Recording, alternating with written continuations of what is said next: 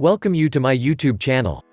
Today I'm so glad to share with you interesting topic: dog behaviors to other dogs when they first meet. Let's start right now. 1. Dog behaviors to other dogs when first meet. There are signals almost dogs show when they meet other dogs for the first time.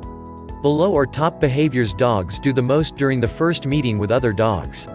Sniffing is the first behavior of dog to other dogs. It's natural for dogs to smell other dogs once they meet. Each dog has a way to greet other dogs.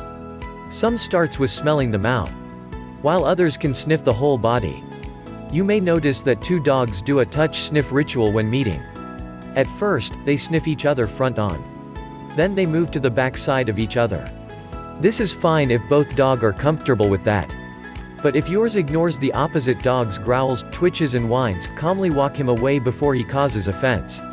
Other natural actions. Play posturing is sort of dog behaviors to other dogs when meeting. 2. One dog may bow to or chase the opposite to instigate play. Depending on his mood, the opposite dog may enthusiastically accept the invite or just ignore it. Both are fine, and your dog will presumably respond accordingly. A high-pitched playful growl, amid a waggy tail to initiate play, is fine. A deep threatening growl is not. If either dog does this, walk your dog away. Demeanor dogs are typically alert, intrigued and a touch cautious once they first meet other dogs. If your dog is over-dominant and tries immediately to bully the opposite dog, correct him by guiding him away with the leash. Reward him when he's passive toward other dogs. Pricked ears, raised paws and uncertain attempts to sniff are all natural.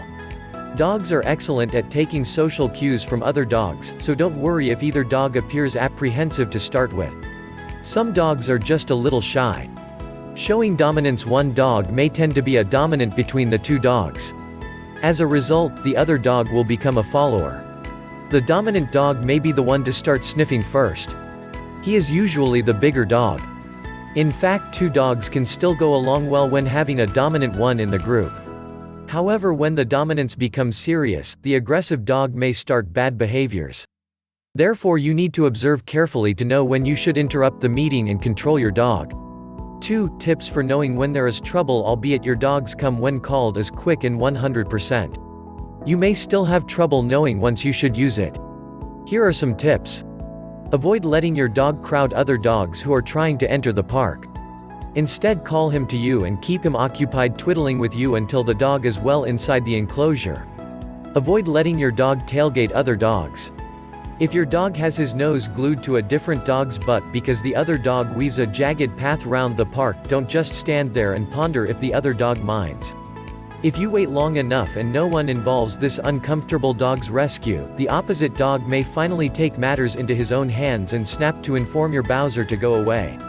3. What you should do to improve the behaviors of dog to other dogs for the first meet. Luckily, a couple of basic tips can set you and your dog up for fulfillment. And you don't even need any tools to make it happen.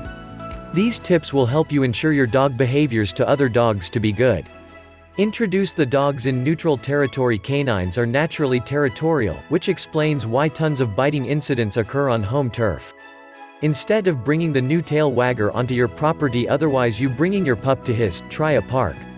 Make the introduction one-on-one to avoid bad behaviors of dog to other dogs. Keep the meet and greet to only 2 dogs at a time.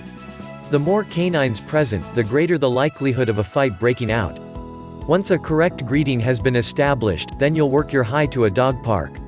Keep the dogs outside instead of confining the dogs in an indoor area. Allow them to have the liberty to run and sniff within the outdoors. A fenced-in area is okay, but it shouldn't have obstacles like furniture for the sniffing hounds to maneuver. The outdoors is a crucial locale because dogs investigate with urination. Indoors, they could have an accident within the house or be impeded by fully finding out the opposite dog due to a no peeing in the house rule. Don't have toys or food around. Avoid anything that a dog might get territorial about, sort of a meal, bone, ball, or stuffed animal. Focus the interaction on the dogs themselves, not playtime. Stay calm and keep it short. Don't hover over the dogs once they start sniffing one another. They can devour on their owner's stress, which heightens the intensity of things. Keep the introductions short too. A couple short meet and greets are better than one long initial meeting. The dogs will do better going to know one another slowly instead of all directly. Allow for pre-greeting sniffing tea. Ensure good behaviors of dog to other dogs. If you are able, let your dog sniff an object from the opposite dog before the meet and greet. You can do this as early because the week of the meeting or a couple of hours before. Anything which may have the opposite dog's scent thereon, sort of a towel or hairbrush, are often placed ahead of your dog to let him sniff to his heart's content. This prepares him for the greeting in order that he will already be conversant in the smell on the set date, letting him know the opposite dog isn't a threat. So we came to the conclusion already. Today we have learned about dog behaviors to other dogs for the first meet. Moreover, we have figured out when the meeting is getting trouble. I also suggest you few tips to help two dogs get along well together. I hope what I bring you today is helpful. I can't wait for the next topic to share with you. Follow me to discuss together. Thanks for your reading.